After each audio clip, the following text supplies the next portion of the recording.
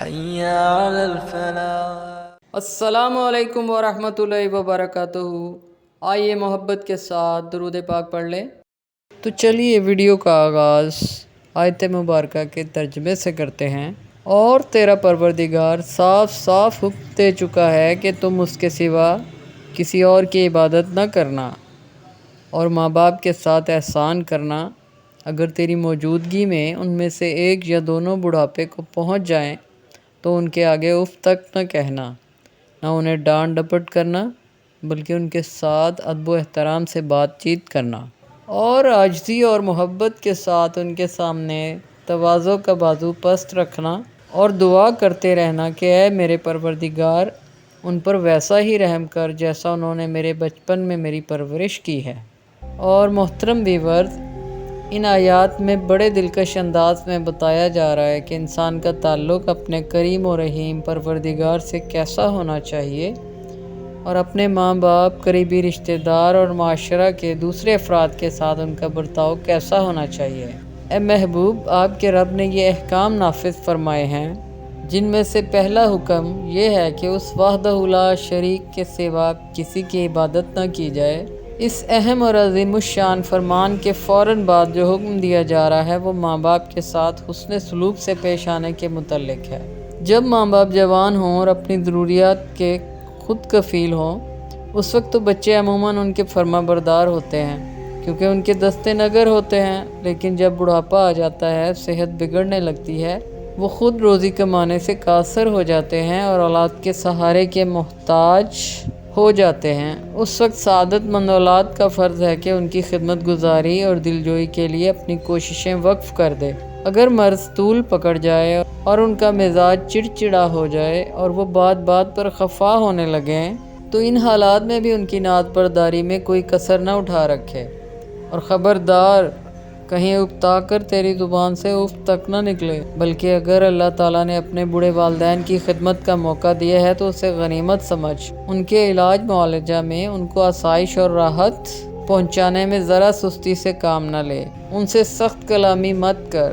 جب تو ان سے گفتگو کرے تو ایسے محبت بھرے انداز میں گفتگو کر کہ ان کے دل کا کنول کھل جائے، اور اپنے لخت جگر کے اس احسان شناسی کو دیکھ کر ان کا دل مسرور اور آنکھیں روشن ہو جائیں، اور وہ بے ساختہ تجھے دعائیں دینے لگے، یعنی انتہائی تواضع اور انکسار سے پیش آئیں، جس میں رحمت و محبت کی خوشبو بسی ہوئی ہو۔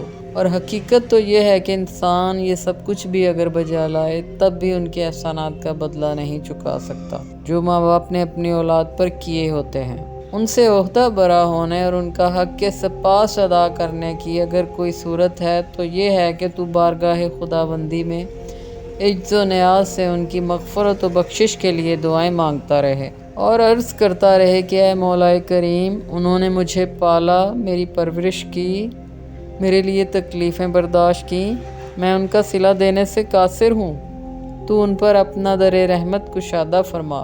جس طرح انہوں نے میری بے بسی کی حالت میں مجھ پر اپنی شفقتوں اور محبتوں کی انتہا کر دی، اسی طرح تو بھی ان پر اپنی عنایت بے پایہ اور رحمت بے انداز کے پھول برسا دے۔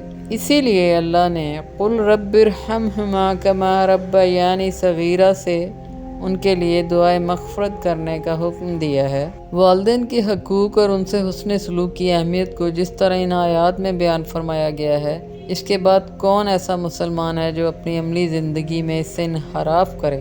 اس موضوع کی اہمیت کے پیش نظر مناسب بلکہ ضروری معلوم ہوتا ہے کہ حضور نبی اکرم صلی اللہ علیہ وآلہ وسلم کے چند ارشادات طیبہ بھی ہدیہ قارئین کیے جائیں۔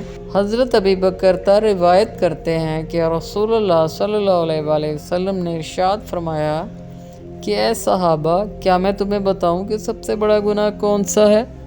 صحابہ نے عرض کیا، یا رسول اللہ صلی اللہ علیہ وآلہ وسلم ارشاد فرمائیے۔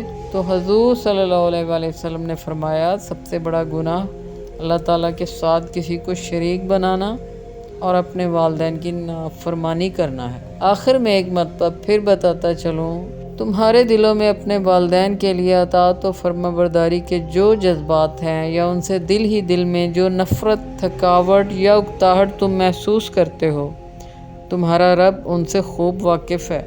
اگر شیطان نے تمہیں والدین کی شکر گزاری اور احسان شناسی کی راہ سے بہکا دیا ہے تو بہتر ہے اب ہی سنبھل جاؤ۔ آج ہی سچے دل سے ان کی خدمت میں لگ جاؤ اور اپنے سابقہ کوتاہیوں کی تلافی کر لو۔ جو سچے دل سے جھک جاتا ہے، غلطی سے باز آ جاتا ہے تو اللہ تعالیٰ اس کو معاف فرما دے گا، کیونکہ وہ غفور الرحیم ہے۔ تو برائے مہربانی جو بھی اپنے والدین سے نفرت کرتے ہیں کسی بھی وجہ سے، وہ ہر چیز کو بھلا کر ان کے ساتھ پیار و محبت سے پیش آئیں، کیونکہ یہ سب باتیں اللہ تعالیٰ نے فرما دی ہیں کہ وہ غصہ بھی کریں اپنے بڑھاپے میں، آپ خندہ پیشانی سے ان کے ساتھ پیش آئیں۔ اللہ تعالیٰ ہم سب کو اپنے والدین کی خدمت کرنے کی توفیق عطا فرمائے، آمین ثم آمین۔ شکریہ، جزاک اللہ۔ ویڈیو اچھی لگی ہو تو اس کو ضرور آگے دوستوں میں بھی فارورڈ کریں، شاید کوئی میری باتوں سے راہ راست پر آ جائے۔ اللہ حافظ۔ ویڈیو اچھی لگی ہو تو اس کو لائک، شیئر اور سبسکرائب ضرور کریں۔ شکریہ، جزاک اللہ۔ اللہ حافظ۔